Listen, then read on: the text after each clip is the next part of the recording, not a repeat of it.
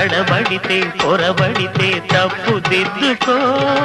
ఒకరినొకరు తెలుసుకొని ఒడిదుడుకులు తట్టుకొని, ఒకరినొకరు తెలుసుకొని ఒడిదుడుకులు తట్టుకొని మసకేయని పున్నమిలా మనికి నింపుకో.